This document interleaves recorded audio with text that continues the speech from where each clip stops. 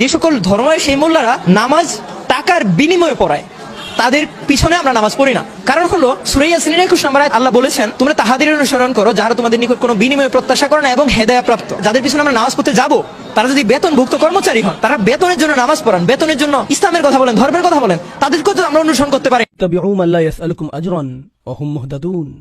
তাদের অনুসরণ করো যারা তোমাদের কাছে কোনো বিনিময় প্রত্যাশা করে না। এটাই সরল অনুবাদ। অনুসরণ করো যে তোমাদের কাছে কোনো বিনিময় চায় না। ওয়া হুম মুহতাদুন, আর তারা সরল পথে অঙ্গীকারবদ্ধ। মুসলিমরা কোরআনের যে ধারণাগুলোকে ভুল বুঝেছে, এটি তারই। কোরআন বলেছে যে তারা কোনো বিনিময় প্রত্যাশা করেনি। ভাই, আপনার প্রোগ্রামের জন্য কেন ফি নির্ধারণ করেছেন?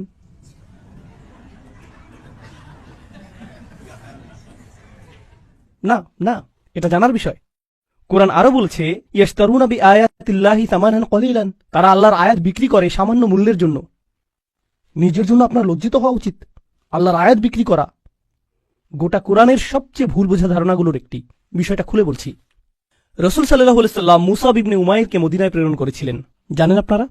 মুসাব ইবনে উমাইর ছিলেন অত্যন্ত প্রতিভাবান তরুণ, যাকে মদিনায় প্রেরণ করা হয়েছিল কোরআন শিক্ষা দেওয়ার জন্য। তিনি ছিলেন অত্যন্ত ধনী পরিবারের সন্তান, কিন্তু তার পরিবার তাকে ত্যায্য করেছিল।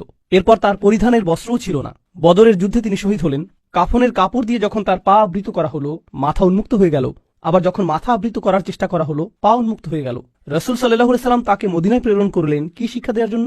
কোরআন। সকালের নাস্তার জন্য তিনি কি খাবেন? সূরা বাকারা। দুপুরে কি খাবেন? রাতে কি খাবেন?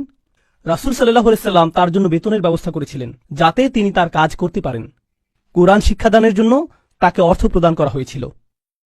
তারা আল্লাহর আয়াতকে বিক্রি করে, এই কথার অর্থ কি জানেন? এর মানে কি? এর মানে হলো আয়াতগুলোর নির্দিষ্ট অর্থ রয়েছে, কিন্তু মানুষ তা শুনতে চায় না। তো আপনি অর্থ পরিবর্তন করে দিলেন, আর মানুষ যা শুনতে চায় আপনি তাই বললেন, যার ফলে তারা আপনার প্রতি রাগান্বিত হবে না।